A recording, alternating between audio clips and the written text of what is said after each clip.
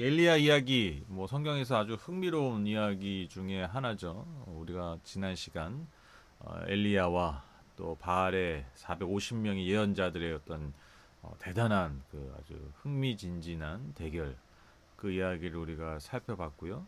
그리고 그 이야기의 결론은 결국 하나님의 어떤 능력이 분명하게 드러나서 온 땅을 다스리시고 또한 그 땅에 비를 내리시고 풍요를 주신 분이 오직 야훼 하나님 한 분뿐임을 온 만방에 증명된 그 사건, 하늘에 불덩이가 떨어져서 야훼의 제단을 다 태워버린 그 놀라운 사건. 그래서 또한 이어서 엘리야가 하나님께 간절하게 기도함으로써 3년의 여의 그 어떤 가뭄이 해갈되는 그러한 장면, 우리가 그것을 우리가 함께 살펴봤습니다. 근데 여러분, 우리가 한번 상식적으로 한번 생각해 보시죠. 하나님의 능력이 누구도 부인할 수 없게 드러났어요. 증명됐어요. 그리고 그 기도의 응답으로 하나님께서 그 땅에 비를 내리시고 복을 주셨어요. 그러면 여러분, 우리가 자연스럽게 그 다음 장면이 어떤 장면이 펼쳐질까? 어, 그 상식적으로 생각하면 이스라엘 백성들이 하나님께 돌아오고 회개하고 당연히 아합 왕도 회개하는 그런 일들이 그냥 너무 당연하게 일어나야 되잖아요.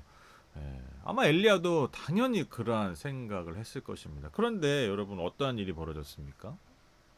예, 아합의 아내인 이세벨에 의해서 엘리야가 오히려 죽음의 위협을 당하게 되었다라는 것입니다. 엄청난 영적 승리를 거둔 엘리야지만 그 승리 이후에 그가 취한 전리품은 영광이 아니라 놀라운 열매들이 아니라 오히려 죽음이었다라는 것입니다. 여러분 생각해 보세요. 하늘에서 불도 내려왔고 하나님의 능력이 만방에 증거되었음에도 불구하고 오히려 아합 왕과 이세벨의 분노를 더 극대화하는 그 분노에 기름을 부어버린 사건이었다라는 것입니다. 어, 갈멜산에서 벌어진 그 모든 일을 이제 왕궁으로 돌아와서 아합 왕이 아내 이세벨에게 이제 잘 설명하는 거예요. 어떤 일이 벌어졌고 결국에는 불이 내려져 뭐 이제 그 바알의 예언자들이 450명이 다 죽었다 뭐 그런 얘기까지 다 했겠죠. 그러자 이세벨이 어떻게 반응합니까? 2절 보시면 그러자 이세벨은 엘리야에게 심부름꾼을 보내어 말하였다. 내가 예언자들을 죽였으니 나도 너를 죽이겠다. 내가 내일 이맘때까지 너를 죽이지 못하면 신들에게서 천벌을 달게 받겠다. 아니 그보다 더한 재앙이라도 그대로 받겠다. 무시무시한 말을 하고 있죠. 그렇죠? 내가 너를 죽이지 못하면 내가 신들에게 저주를 받을 것이다. 천벌을 받을 것이다. 더한 재앙에도 그대로 받을 것이다. 그러니까 뭐예요? 엘리야를 죽이겠다는 아주 강력한 의지를 표명합니다. 근데 이게 더 엘리야 입장에서 무서웠던 게 뭐냐면 여러분 잘 보시면 이세벨이 신부는 그 사람을 보내서 말을 해요. 어떤 말을 하냐면 널 죽일 거다. 근데 어떻게 얘기하냐면 내가 내일 이맘때까지 너를 죽이지 못하면. 그러니까 뭐예요? 하루라는 시간을 준 거예요. 여러분 생각해 보세요. 그냥 지금 심부름꾼이 아니라 그냥 뭐 예를 들면 군인을 보낼 수도 있고 장수를 보낼 수도 있잖아요. 그냥 그 자리에서 죽이면 돼요. 근데 하루의 시간을 주는 거예요. 그 다음 날까지 너 죽을 거야. 여러분 엘리야 입장에서 생각해 보세요. 이게 공포가요 더 극대화되는 거예요. 그렇죠? 그냥 그 자리에 와가지고 죽으면 그냥 거기서 끝나는데 그 하루 동안 그 엘리야가 겪을 그 마음의 상태, 그 공포, 그 감은 아마 우리가 설명하기 아마 어려울 것입니다. 당해보지 않으면 그렇죠? 그러니까 엘리야도 굉장히 그 공포가 극대화되고 두려웠던 것 같아요. 큰 두려움을 느낀 엘리야가 그렇게 아하방 앞에서 당당하고 담대했던 바알의 450명 예언자 앞에서도 전혀 물러서지 않고 오히려 막 그들을 조롱했던 그 엘리야가요, 극도의 두려움을 느낀 나머지 급히 일어나 성경에 하면 목숨을 구하고자 도망갔다라고 얘기해요. 근데 여러분 재밌는 게 뭐냐면 그가 도망간 지역이 어디냐면 유다의 브엘세바라고 얘기합니다. 유다의 브엘세바. 여러분 아시죠? 지금 이 상황이 전체가 이스라엘에서 북이스라엘에서 벌어지는 상황이에요. 근데 지금 이 살해 위협을 들은 엘리야가 어디로 도망갔다고요? 유다, 남유다죠. 남유다의 국경을 넘어 남유다의 브엘세바로 가는데 이 브엘세바가 또 어느 지역이냐면 유다에서도 최남단 지역이에요. 그러니까 우리 식으로 얘기하면 평양에서 활동하시던 목사님이 지금 김일성의 살해 위협에 제주도로 피난가신 거예요. 혼자 막 너무 무서워가지고 도망을 간 거죠. 그래서 그림이 그려지시죠. 네. 그리고 나서 이제 엘리야가 그 브엘세바에 자기의 시종은 남겨두고 자신은 홀로 광야로 들어갑니다.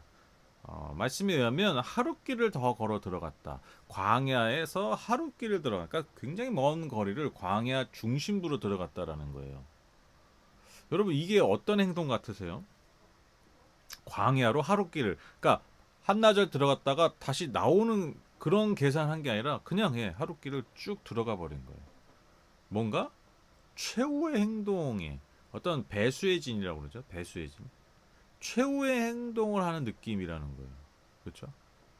그러니까 뭔가 여기서 이제 정말 목숨을 건 결판을 내고자 하는 엘리야의 모습을 볼 수가 있습니다. 그리고 나서 그가 우리가 잘 알고 있는 가시나무인 이 로뎀나무 아래로 들어가서 하나님께 죽기를 간청하여 기도했다라고 기록하고 있어요. 죽고 싶다. 그러니까 하나님께 정말 죽여달라 기도하는 거예요. 죽여달라. 4절 보시면 자신은 홀로 광야로 들어가서 하룻길을 더 걸어 어떤 로뎀나무 아래로 가서 거기에 앉아서 죽기를 간청하며 기도하였다. 주님, 이제는 더 바랄 것이 없습니다. 나의 목숨을 거두십시오. 나는 내 조상보다 조금도 나을 것이 없습니다. 한번 그런 생각 해보세요. 여러분 우리가 하는 그 기도, 특별히 우리가 하나님 앞에 뭔가 되게 간절하게, 정말 간절하게 하는 기도에 그 담긴 그 핵심 메시지가 뭐예요? 하나님 살려주세요라잖아요. 살려주세요잖아요. 그렇죠? 하나님 저 좀 살려주세요. 이게 우리의 어떤 간절한 기도에 담긴 어떤 핵심적인 메시지인데, 지금 엘리야는 그 광야, 정말 광야 한가운데 들어가서 간절하게 뭘 기도하고 있다고요? 나 좀 죽여달라고 기도하고 있어요. 근데 저는 이게 빈말이 아니라고 생각해요. 왜 빈말이 아니냐면, 여러분 최고의 어떤 결과를 얻었음에도 불구하고 내가 지금 처한 상황이 죽음의 위협이다? 정말 내가 평생을 수고해서 그 평생의 수고의 목적을 달성했는데 그 목적의 달성의 열매가 여러분 죽음의 위협이다? 한번 생각해 보세요. 정말 살 소망이 있을까요? 없어요. 우린 뭔가 조금만 실패만 해도요, 정말 막 살기 싫고 막 우울해지고 막 그러잖아요. 그런데 여러분 생각해보세요. 엘리야는요, 어떻게 보면 자기의 삶, 자기의 생명까지 걸면서 하나님의 말씀에 순종하여 또 정말 놀라운 결과를 이뤘어요. 그러니까 정점을 찍은 거예요. 정점을 찍었는데 그 정점을 찍은 날 여러분 어떻게 되는 거예요? 내가 지하까지 떨어질 수밖에 없는 상황에 처했다. 여러분 이 낙차의 크기가요, 어떠한 인간도 감당할 수가 없어요. 그러니까 정말 죽기를 기도한 거예요. 하나님 앞에 그냥 신용한 게 아니라는 거예요. 극도의 절망감, 극도의 우울감 때문에 정말 하나님 앞에 스스로 생명을 놓아버리고 싶은 사람이 바로 엘리야였다는 것입니다. 제가 이제 이 본문을 가지고 제가 작년에 그 코로나 상황이 아주 극심할 때 우울증을 대하는 교회 공동체의 사명이라는 제목으로 제가 설교를 나눈 적이 있어요. 이게 굉장히 저는 오늘날 현대인들에게 굉장히 저는 주는 메시지가 커요. 특히 교회 안에서, 공동체 안에서 우리가 어떤 극도의 좌절감과 우울감을 가진 사람들을 우리가 어떻게 함께 해야 되는가에 대해서 저는 이 본문이 굉장히 주는 의미가 큰데, 이제 작년에 이제 그 말씀을 나눴기 때문에 오늘은 이제 다른 부분, 다른 메시지를 좀 나누려고 하는데, 뭐 그래도 연결이 많이 됩니다. 연결이 많이 되고, 뭐 여담이지만 이 19장 전체가 이제 그 어떤 하나님의 다시 회복하시는 이야기인데 너무 중요한 내용들이 많아요. 그래서 제가 오늘 8절까지만 하도록 하겠습니다. 오늘 이제 카메라 각도를 좀 올렸거든요. 이게 좀 이 스탠드가 좀 문제가 있어가지고, 근데 그게 좀 고개를 이렇게 드니까 고개가 아프네. 죄송합니다. 고개를 이렇게 여러분 잘 모르시죠? 늘 똑같이 이렇게 좀 이 정도였다가 이렇게 좀 올라가가지고 제가 목이 아픕니다. 좀 목 좀 좀 쉬었다가 다시 엘리야로 돌아가죠. 그러니까 또 그런 거 있잖아요. 내가 하나님의 놀라운 어떤 사명자였고 도구였잖아요. 정말 누구와 뭐 어느 누구도 인정하는, 그리고 정말 이 사건을, 이 갈멜사 사건을 통해서 모두가 다 칭송한 사람이 엘리야였다는 것이죠. 근데 그게 다 무용지물이 돼버렸다라는 거예요. 그러니까 이제 뭐라고 얘기해요? 이 기도하면서 나는 내 조상보다 조금도 나을 것이 없다. 이게 아마 이제 그 이전에 왔던 하나님의 사람들. 근데 결국 이스라엘 변화시키 못했잖아요. 그렇죠? 그러니까 그런 거죠. 나는 제가 할 줄 알았습니다. 저도 똑같은 사람입니다. 저도 뭐 지나갔던 많은 수많은 사람들 똑같은 사람, 저도 별 보는 사람입니다. 그러니까 지금 엘리야의 상태가요 정상일 수가 없어요. 정상일 수가 없어요. 정말 그의 생명을 포기하려 했다라는 것이죠. 그러니까 아마 이 기도를 울며 불며 했겠죠. 제정신으로 기도했겠습니까? 정말 간절하게 막 소리 지르면서 울면서 기도했겠죠. 그러니까 여러분 막 그러면 이제 지치잖아요. 그러니까 아마 그래서 그랬던 거예요. 지쳐서 이제 잠이 들게 됩니다. 잠이 들고 나서 하나님이 천사를 보내시죠. 그리고 그를 깨워서 일어나 먹으라고 합니다. 엘리야가 깨워서 보니까 이제 머리맡에 뜨겁게 달군 돌 위에 구운 과자와 물 한 병이 놓여 있었다라고 기록합니다. 그것을 먹고 마시고 또 자요. 그리고 또 다시 주님의 천사가 와서 그를 깨웁니다. 또 일어나서 먹으라고 말합니다. 그리고 저는 7절에 이 말이 참 의미심장한데 갈 길이 아직도 많이 남았다. 그렇게 말씀하세요. 아니야, 너의 사명은 끝나지 않았어. 아니야, 너는 아직 나에게 중요한 사람이야. 아니야, 너는 아직 하나님의 사람이야. 그렇게 격려하시는 거죠. 그렇죠? 엘리야가 이제 일어나서 다시 먹고 마시고요. 뭐냐 8절에 보면 이에 힘을 얻었어. 밤낮 40일 동안을 걸어서 그러니까 40일을 걸어서 하나님의 산인 호렙산에 이르렀다. 그 말씀으로 오늘 본문의 말씀이 마무리되게 됩니다. 저는 오늘 본문을 이렇게 읽으면서 크게 두 가지를 얻게 되는데 두 가지 단어가 떠올랐어요. 첫 번째로 위로, 그리고 두 번째로 지혜가 떠올랐습니다. 첫 번째로 위로가 떠올랐는데 왜 위로가 떠올랐냐면 여러분 이 말씀 읽으면 참 위로되지 않으세요? 그러니까 왜 위로되냐면 위로의 포인트가 다르겠지만 위로의 포인트가 뭐 하나님이 그렇게 막 찾아가셔서 막 먹이시고 이것도 이제 위로의 포인트예요. 그런데 저는 어떤 부분에서 위로를 받았냐면 누구나 그럴 수 있다. 누구나 그럴 수 있다. 이게 무슨 말이냐면 여러분 엘리야가 어떤 사람이에요? 하나님께도 인정받고 정말 그 누구에게도 인정받던 사람 아닙니까? 놀라운 하나님의 예언자였어요. 능력이 뭐 말도 못했고요. 그 담대함과 그 믿음과 그 삶의 모든 궤적들이 여러분 정말 어떻게 보면 범상치 않은 사람이었다라는 것이죠. 그런데요, 그 엘리야도요, 실패 앞에 너무나 무기력한, 죽음 앞에 너무나 무기력한 한 연약한 인간에 불과했다라는 거예요. 하늘에서 하나님의 불을 내리게 했던 하나님의 사람이었지만 그도 한없이 연약한, 즉 우리와 똑같은 인간이었다라는 거예요. 그래서 여러분 야고보서 5장 17절에 보면 엘리야는 우리와 똑같은 본성을 가진 사람이었다. 그래서 옛날 성경은 우리와 같은 성정을 가진 사람이다. 그렇게 말하잖아요. 근데 그렇지만 그가 하나님께 간절히 기도하니 하나님이 역사하셨다. 이제 그게 이제 야고보서 5장 10절 말씀인데 엘리야가 대단한 사람 같지만 사실 우리와 똑같은 본성을 가진, 즉 뭐 어떤 본성이에요? 우리와 똑같은 연약함을 가진 존재라는 거예요. 그러니까 모든 것을 포기하고 정말 죽고 싶어서 하나님께 나아갔던 엘리야. 저는 이 엘리야의 이 모습, 그러니까 우리랑 똑같은 모습을 보면서 위로를 받는 거예요. 엘리야니까 다르게 한 게 아니라 엘리야인데 우리랑 똑같이 행동한다라는 거예요. 그렇죠? 그래서 위로가 되더라고요. 엘리야도 이러는데 저와 여러분도 그럴 수 있다라는 거예요. 위로되지 않으세요? 그럼에도 불구하고 또 막 믿음을 막 표현해야 됩니까? 할 수 있다 하시니가 죽으면 죽으리라. 아니에요, 여러분. 우리도 똑같아요.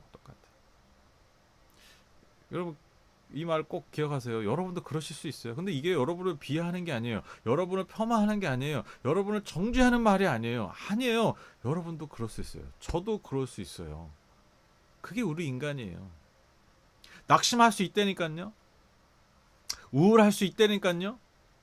다 포기하고 싶을 때가 있다니까요. 내가 뭐 신앙생활 했다고, 뭐 예수를 오래 믿었다고, 뭐 직분이 있다고, 목사라고, 뭐 전도사, 장로, 뭐 건사, 뭐 집사, 뭐 그런다 할지라도 내가 뭐 믿음의 강철같이 강철 같은 믿음으로 사는 게 아니에요. 때로는 너무너무 말랑말랑해질 때가 있고요. 그렇죠? 너무너무 지칠 때도 있어요. 낙심되고요. 우울할 때 있다니까요. 그래서 진짜 하나님한테 원망하고, 하나님 진짜 이럴 거야. 하나님 날 죽여. 차라리 죽여. 주여가 아니라 죽여. 그럴 수 있습니다. 저는 이게 믿음 없음이라고 생각하지 않아요. 여러분 오늘 엘리야 이 모습 보면서 누가 믿음 없음이라고 얘기할 수 있습니까? 심지어 하나님도 엘리야에게 너가 믿음이 없다 책망하지 않으세요. 여기서 더 큰 위로가 있는 거예요. 저는 엘리야의 모습을 통해서 나도 그럴 수 있다라는 것의 위로를 처음 받았는데, 더 큰 위로가 뭔지 아세요? 이런 엘리야를 하나님이 한 번도 정죄하지 않으세요. 한 번도 책망하지 않으세요. 그냥 이 연약한 모습 그대로 어떻게 하십니까? 품으세요. 그죠? 뭐 하십니까 하나님이? 낭망하고 지치고 쓰러지고 우울하고 죽고 싶은 이 엘리야를 어떻게 하세요? 그죠? 먹이시고 마시게 하시고 재우세요. 그리고 다시 일어나 걸을 힘을 주신다라는 것입니다. 그리고 일어나서 걸을 그 목표, 그 깃발을 다시 주세요. 그러니까 엘리야가 뭐라고 오늘 8절에 얘기합니까? 그가 다시 힘을 얻어 40 밤낮 40일 걸어 다시 하나님께 나아간다 이야기하고 있습니다. 이게 진짜 위로 아니겠습니까?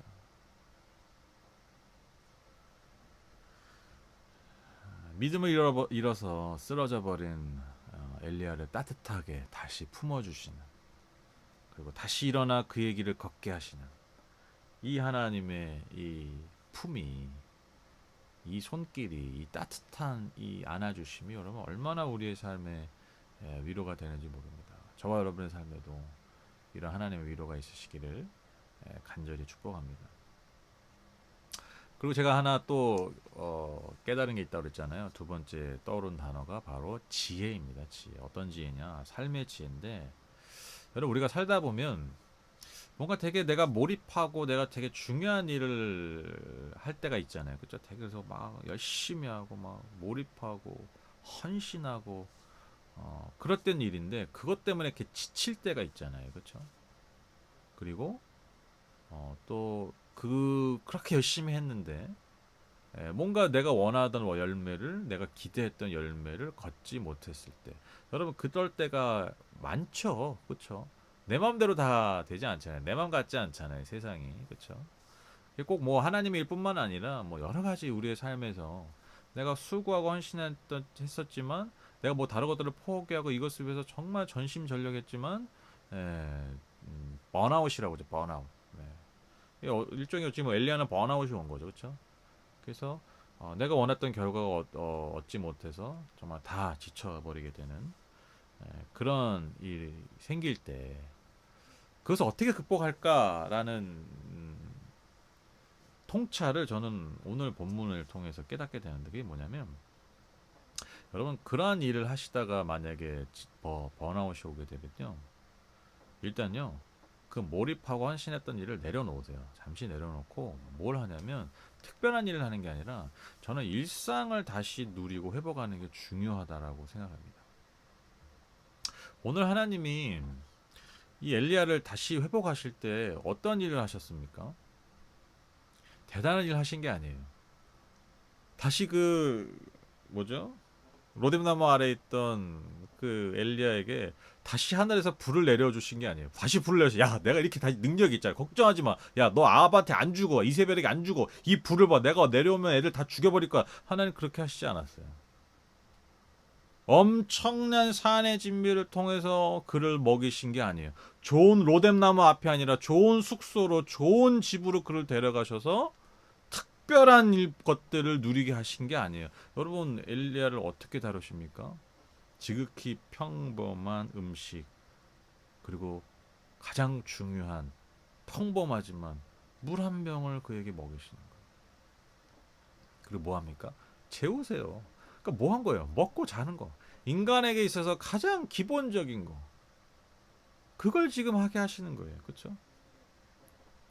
그저 평범한 음식과 물을 마시고 그가 푹 자고 두 번이나 푹 자고 일어나니까 뭐예요? 힘을 얻었다라고 얘기해요. 힘을 얻었다. 저는 이게 굉장히 중요한 지혜라고 생각해요. 여러분 뭔가 힘드시고 뭔가 지치고 뭔가 삶에 회의가 오고 어려움이 오고 여러분 이럴 때요. 뭐 대단한 거 찾으면 안 돼요. 대단한 방법, 대단한 어떤 솔루션, 해결 방법을 찾는 게 아니라 내가 잊고 살았던, 내가 놓치고 살았던, 그리고 내가 누리지 못했던 일상의 누림을 회복하셔야 된다라는 거예요. 맛있는 밥 먹고 잠도 푹 자고 내가 사랑하는 사람들과 내가 신뢰하는 사람들과 한동안 보내지 못했던 좋은 시간들을 보내는 것. 여러분 이게 진짜 우리의 삶을 회복하는 아주 중요한 지혜라는 것입니다. 이게 진짜 우리의 삶을 회복하는 원동력이 돼요. 그렇죠? 거창한 것 찾지 마시고 혹시 여러분 번아웃 되실 때 오늘 하나님이 엘리야에게 베푸셨던 것처럼 내가 잃어버렸던 그 일상의 누림을 회복하시기를 부탁드립니다. 제가 생각해 보니까 여러분 이걸 또 누가 하셨냐면 예수님이 똑같이 하셨어요. 제자들에게.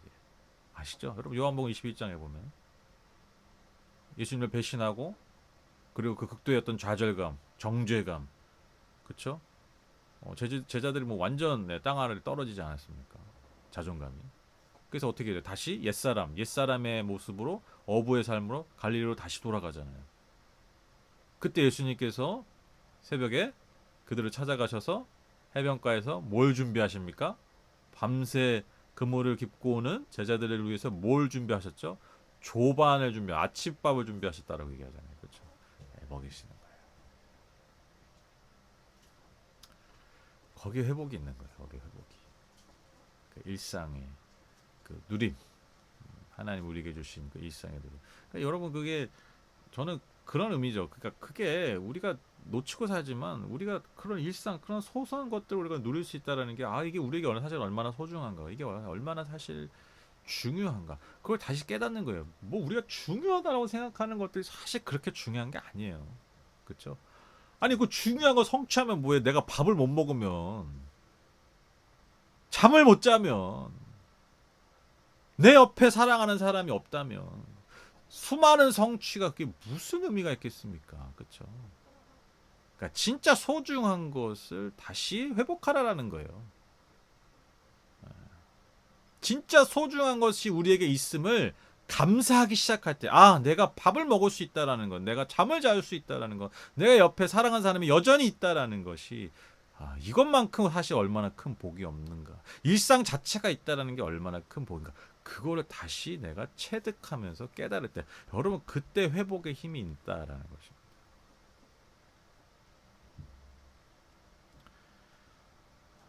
두 가지. 오늘 말씀을 통해서 엘리야를 위로하셨고 또 엘리야의 위로 안에 담긴 우리의 삶을 회복하실 그 하나님의 지혜, 우리가 이것을 우리의 삶 가운데, 우리의 영혼 가운데, 이 시간 우리의 마음에 잘 갈무리 하셨으면 좋겠습니다. 결론을 맺겠습니다. 네, 여러분 제가 말씀드릴게요. 여러분 그럴 수 있습니다. 그럴 수 있습니다. 우리도 그럴 수 있습니다. 그럴 수 있다. 그럴 수 있다. 스스로에게 격려하시고 그렇게 위로하시는. 물론 이제 아주 나쁜 짓을 해놓고 이제 그래 그럴 수 있어 이러면 안 돼요. 이렇게 적용하면 안 돼. 이게 말씀 이거 거꾸로 적용하는 거야. 내가 온갖 나쁜 짓을 해놓고 그래 내가 그럴 수 있어. 여러분 엘리야가 나쁜 짓 하고 이거 아니에요. 예. 이거 자꾸 그러시면 안 됩니다. 높아심에 말씀드립니다. 네. 하나님을 위해서 열심히 하다가 누군가를 위해서 열심히 살다가 정말 주어진 삶을 열심히 살다가 여러분 지치고 낙심하고 어렵고 우울하고 지칠 때 있어요. 그때 예, 그래서 또 힘들잖아요. 내가 이렇게밖에 이런 존재밖에 안 돼? 내가 이거밖에 안 되는 사람이야? 그게 더 절망스럽잖아요. 근데 아니에요, 여러분. 격려해 주세요. 여러분 자신을. 여러분 그럴 수 있습니다. 여러분도 그럴 수 있어요. 아무도 뭐라고 하지 않아요. 심지어 하나님도 여러분을 정죄하지 않았어요. 아니 뭐 누가 정죄할 수 있어. 근데 하나님이 여러분 정죄하지 않으셔요. 여러분 그게 중요해요. 그렇게 자신 일으켜 세우십시오. 그리고 힘들고 지칠 때 막 힘줬던 거, 막 그거 힘 빼고 막 몰입했던 거 그거 내려놓고 내 주변을 돌아보십시오. 내게 이미 있는 그 일상이 얼마나 복된 것인지 여러분 다시 그것을 회복하십시오. 그래서 그걸 다시 누리세요. 그래서 감사를 회복하고 힘을 회복하고 삶의 어떤 행복, 삶의 동력을 회복하는 저와 여러분 되셔서 오늘 엘리야처럼 다시 일어나 힘을 얻어 일어나 하나님 우리를 인도하시는 그 길 가운데 뚜벅뚜벅 또 걸어 나가는 저와 여러분 다 되시기를 주님의 이름으로 축복합니다. 네, 오늘 참 고개가 아팠습니다. 각도를 다시 조절해야 될 것 같아. 네, 그럼 제가 오늘 기도로 오늘 예배를 마무리하도록 하겠습니다. 함께 기도하시겠습니다. 하나님 감사합니다. 참 하나님은 인간과 참 다르셔서 참 좋습니다. 그게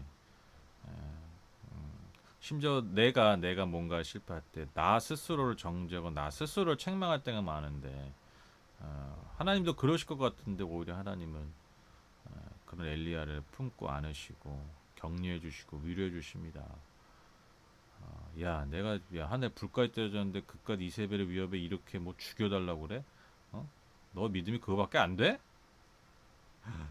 하나님 이러신 게 아니라 너무나 세심하게 너무나 따뜻하게 먹이시고 채우시고 갈증을 해결하게 하시고 또 너가 믿음이 연약해서 아무 일도 못 맡겨가 아니라 그럼에도 너가 할 일이 있어 중요한 일이 있어 그렇게 격려해 주시는 그 하나님의 음성이 얼마나 따뜻하게 다가오는지 모릅니다. 하나님 소망하기는 혹시 지금 우리 성도님 삶 가운데 그러한 지침이 있다면 그러한 힘듦이 있다면 엘리야에게 찾아가셨던 그 하나님의 위로와 그 따뜻한 품으로 안아주시고 내려주셔서 다시 일어나 걸을 힘을 허락하여 주시옵소서. 또한 우리가 삶을 살다가 앞으로 이러한 일이 있을 때 엘리야를 찾아가셨던 그 하나님의 위로와 그 따뜻한 품이 함께 하시기를 주여 축복하여 주시옵소서.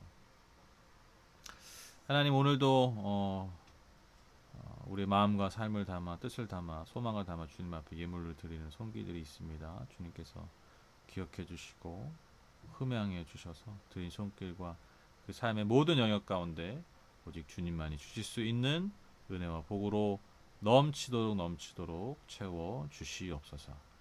예수님의 이름으로 기도드렸습니다. 아멘. 감사합니다.